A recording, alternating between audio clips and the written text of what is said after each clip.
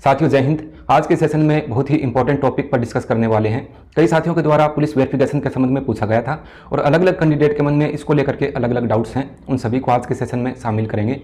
सबसे पहले मैं आप लोगों को बता दूं, अभी कर्मचारी चयन बोर्ड द्वारा विभिन्न भर्तियों का दस्तावेज सत्यापन करवाना है और इस दस्तावेज सत्यापन के पश्चात उनकी नियुक्ति प्रक्रिया भी होनी है। अंतिम परिणाम आने के बाद में नियुक्ति प्रक्रिया से पहले अपने को पुलिस वेरिफिकेशन करवाना आवश्यक होता है। कई साथियों के मन में जो डाउट्स हैं उनको मैंने यहाँ पर लिया है, जो इंपॉर्टेंट चीज़ें हैं जिनके बारे में बताना चाहिए। इस प्रकार की समस्याएं अन्य विद्यार्थियों के भी हो सकती हैं। पहले मैं उन्हीं को शामिल कर लेता हूं, उसके बाद में जो प्रक्रिया है ऑनलाइन अपने किस प्रकार से इसको आवेदन को भरेंगे और किस प्रकार से सबमिट करेंगे और किस प्रकार से ये एसपी ऑफिस पहुंचता है और वहां से संबंधित थानों में इसको डिवाइड किया जाता है। सबसे पहले कुछ विद्यार्थियों के द्वारा पूछा गया था, क्या डॉक्यूमेंट वेरिफिकेशन से पहले भी पुलिस का जो प्रमाण पत्र है उसकी आवश्यकता होती है?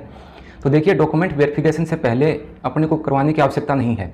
अगर आपको लगता है कि आपकी जो दोगुना की लिस्ट अभी जारी हुई है किसी भी भर्ती की, उसमें आपके काफ़ी अंक ऊपर हैं और आपको लगता है कि मैं अंतिम रूप से यहाँ पर चयनित हो जाऊँगा, तो डॉक्यूमेंट वेरिफिकेशन के बाद में आप आवेदन कर सकते हैं ऑनलाइन किस प्रकार से अपने को आवेदन करना है वो इसी सेशन में मैं आप लोगों को बताने वाला हूँ।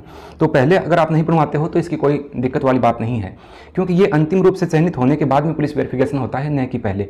अभी तो आप दोगुना में चयनित हैं, तो अभी आपको बनवाने की आवश्यकता नहीं है। दूसरा प्रश्न आप लोगों के द्वारा ये पूछा गया था, क्या चरित्र प्रमाण पत्र बनवाने के लिए पुलिस चरित्र प्रमाण पत्र की भी आवश्यकता होती है? देखिए, इस प्रकार की बात नहीं है। अभी आपको 2 मजिस्ट्रेट ऑफिसर के चरित्र प्रमाण पत्र चाहिए होते हैं और एक अंतिम संस्था जहां से आपने एजुकेशन पूरी की है, तो ये 2 ही चरित्र प्रमाण पत्र बनवाने हैं और इन दोनों चरित्र प्रमाण पत्र को बनवाने के लिए पुलिस वेरिफिकेशन की आवश्यकता नहीं होती है। तो आप इसमें निश्चिंत रहें, इसमें कोई दिक्कत वाली बात नहीं है। कई विद्यार्थियों का मानना है कि पुलिस वेरिफिकेशन संबंधित थाना जो हमारे थाना लगता है, क्या हम उसमें जाकर के सीधा बनवा सकते हैं? कोई परफॉर्मा ले जाएं, इस प्रकार का जो चरित्र प्रमाण पत्र होता है इसका परफॉर्मा ले जाएं और संबंधित थाने में मोहर लगा करके नाम लिखकर पिताजी का नाम और एड्रेस भर के, क्या ये चल जाएगा? ऐसे नहीं होता है। ये जब आपकी अंतिम परिणाम आता है, उसके बाद नियुक्ति प्रक्रिया होती है, तो उसके बाद में आपका जन्म से लेकर के वर्तमान तक का जो रिकॉर्ड है वो पूरा देखा जाता है। उसमें ये देखा जाता है कि जिस अभ्यर्थी को नियुक्ति प्रक्रिया दी जा रही है, क्या इसका चरित्र पहले ठीक रहा है, इसके संबंध में थाने में कोई केस वगैरह दर्ज नहीं है, भले वो सिविल केसेज है या क्रिमिनल केसेज है, किसी भी प्रकार के केसेज से ये रिलेटेड पहले नहीं रहा है, इसका वेरिफिकेशन होता है, न कि ये साधारण तरीके से होता है। तो आपको संबंधित थाने में ये परफॉर्मा नहीं ले जाना, आपको ऑनलाइन आवेदन करना है पुलिस वेरिफिकेशन के लिए। वो अपने आगे बात करेंगे उसके संबंध में।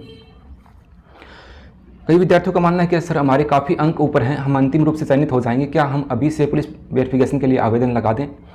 तो देखिए, ये 3 महीने तक तो वैसे ही वैलिड होता है। अभी से आप लगाते हो, कोई दिक्कत वाली बात नहीं है। अगर आपका डॉक्यूमेंट वेरिफिकेशन हो जाता है और आपके अच्छे अंक ऊपर हैं, उसके बाद में आप इसके लिए आवेदन लगा दीजिएगा। अब अपने बात करते हैं कि सर किस प्रकार से बनवाएं। पहले पुराने समय में जब ये ऑनलाइन नहीं था, तब संबंधित थानों में जाकर के अपने को रिकॉर्ड चेक करवा के उस हिसाब से इसको करवाना होता था।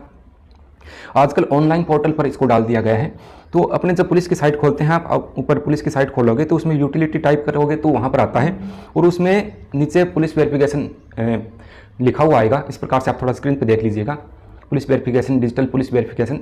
उस पर अपने क्लिक करते हैं तो आगे वाला जो अपना परफॉर्मा है, ये जो आप देख पा रहे हो, ये पूरा परफॉर्मा खुल जाता है। इसमें अपने को पूरा फर्स्ट नेम से लास्ट नेम जो भी है अच्छे से भरनी है। जो भी अपनी डिटेल है, जो अपने आधार कार्ड में है या जो 10वीं 12वीं की अंक तालिका में जो दिया हुआ है, उसके अकॉर्डिंग इसको पूरा भरना है। और जो आपका वर्तमान एड्रेस है और जो आपका स्थायी पता है, अगर दोनों अलग अलग है तो दोनों को अलग अलग रूप में उसको भरिएगा। उसके बाद में अपने को इसमें जाति, आपकी जो भी जाति है उसको सही से लिखना है, डेट ऑफ बर्थ को लिखना है, मोबाइल नंबर जरूर ऐड करने हैं, वही नंबर ऐड करने हैं जिन पर आपके कॉल आते हों।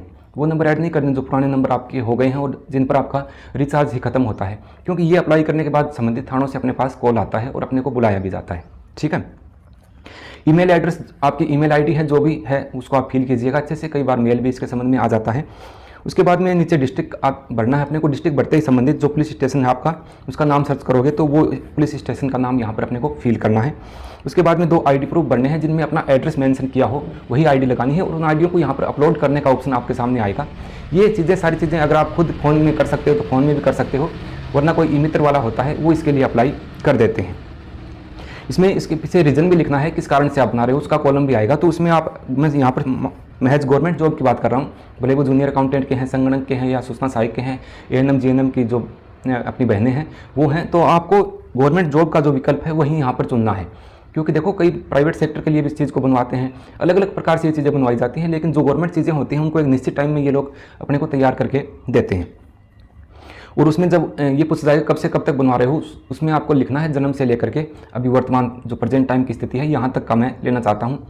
ठीक है, आधार कार्ड जो है वो अपलोड करना है, फिर उसका प्रिंट निकाल कर अपने पास रखना है। उसके ऊपर जो रजिस्ट्रेशन नंबर आते हैं उनके आधार पर ये जो बनेगा, उसके बाद में आप उसका प्रिंट ले सकते हैं।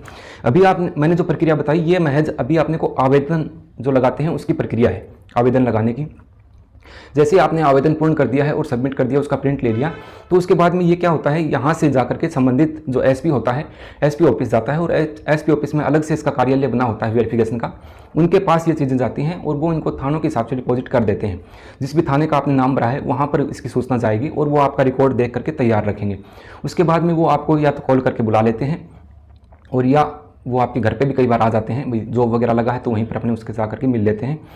अब अपने जो एक फॉर्म, अपने जो स्क्रूटनी फॉर्म भरते हैं उसके साथ में लास्ट में अपने देखते हैं तो एक फॉर्म और है, उसमें जो डिटेल भरी हुई होती है उसके आधार पर भी वेरिफिकेशन बाद में किया जाता है। अब जो सिविल नौकरी होती हैं उनमें कई बार थानों में बुला करके ही ये प्रक्रिया पूर्ण कर दी जाती है, लेकिन जो डिफेंस वाली जो नौकरी होती हैं जैसे पुलिस है, सीआरपीएफ है, बीएसएफ है या आर्मी वगैरह है, उनमें इंडिविजुअल जो बीट कांस्टेबल होता है वो संबंधित थाने का जो बीट कांस्टेबल अपने जो बीट बनी हुई है उस पर जो इसको लगाया गया है वो अपने घर पे आता है और वेरिफिकेशन करने के लिए, और संबंधित जो गवाह होते हैं, जो भी अपने 2 गवाह उसमें लिखते हैं, उनसे पूछताछ करते हैं, उनके हस्ताक्षर भी करवाते हैं। तो ये छोटी सी डिटेल जो आप लोगों के द्वारा पूछी गई थी ये मैंने आप लोगों को बताया है। किसी भी ई मित्र वाले के पास जा करके अच्छे से इस चीज़ को आवेदन को भरवाना है और उसके बाद में आप लोगों के पास कॉल वगैरह आएगा, उसके बाद ये आपका सबमिट हो जाएगा अच्छे से। नियुक्ति प्रक्रिया यानी कि डॉक्यूमेंट वेरिफिकेशन होने के पश्चात अगर आपको लगता है कि अच्छे अंक हैं और मुझे पुलिस वेरिफिकेशन करवाना है तो इसके लिए आप उसके बाद में आपका डॉक्यूमेंट होने के बाद में आप इसका वेरिफिकेशन के लिए आवेदन कर सकते हैं। अब एक बात और रह गई थी, कई भाइयों के मन में, कई साथियों के मन में ये भी सवाल था कि पुराने समय में सर हमारे पर कोई केसेज हुआ है तो मैं अगर पुलिस वेरिफिकेशन नहीं करवाऊं और सीधा ही ज्वाइन कर लूं तो क्या चल जाएगा। देखिए, पुलिस वेरिफिकेशन के बगैर आपका जो भर्ती प्रक्रिया है उस पर रोक लग सकती है, आपकी जो नियुक्ति प्रक्रिया है उस पर भी रोक लग सकती है, क्योंकि किसी भी सरकारी जॉब में अपने जाते हैं पुलिस वेरिफिकेशन अति आवश्यक यहाँ पर होता है। तो ऐसा नहीं कि आप पर कोई क्रिमिनल केसेज है या सिविल केसेज है या अन्य कोई याचिका आपके खिलाफ कोई FIR हुई है तो आप इस बात को छुपाने के बजाय आप उस केस को जा करके हैंडल करो, उसको क्लियर कीजिए। अगर आप पे कोई सिविल केसेज हुआ है तो उसका निस्तारण हो जाता है। अगर आप किसी क्रिमिनल केसेज के अंतर्गत आए हैं, जैसे पुरानी IPC के अनुसार 302 है जिसको बदल करके अब ये न्याय संहिता के अनुसार 103 में कर दिया गया है, तो इस हिसाब से जो भी धाराओं में आप फंसे हो क्रिमिनल केसेज की तो उसका निस्तारण भी हो सकता है। तो संबंधित थाने में या जो आपकी विरोधी पार्टी रही है उसे राजीनामा करने की अपनी कोशिश करते हैं, तो उसमें अगर आपका निस्तारण होता है तो उस चीज़ को आप देख लीजिएगा। ये एक महत्वपूर्ण जानकारी जो आप लोगों के द्वारा पूछी गई थी वो मैंने आप लोगों को बता दी है। एक सेशन में डॉक्यूमेंट वेरिफिकेशन से रिलेटेड लाइव क्लास आप लोगों के लिए लेकर के आऊँगा, आज शाम को या कल तक उस क्लास को अपलोड करेंगे, लाइव करवाऊँगा मैं। तो उसमें आप लोग सभी जिनके दिक्कत है, मेन रूप से जो डाइवोर्स वाली जो अपनी बहनें हैं या जो विडो कैटेगरी की बहनें हैं, उनके कई प्रकार की प्रॉब्लम को मैंने देखा है। उनका जो न्यायालय संबंधित जो मामला होता है उसको लेकर के उस पर भी डिस्कस करेंगे।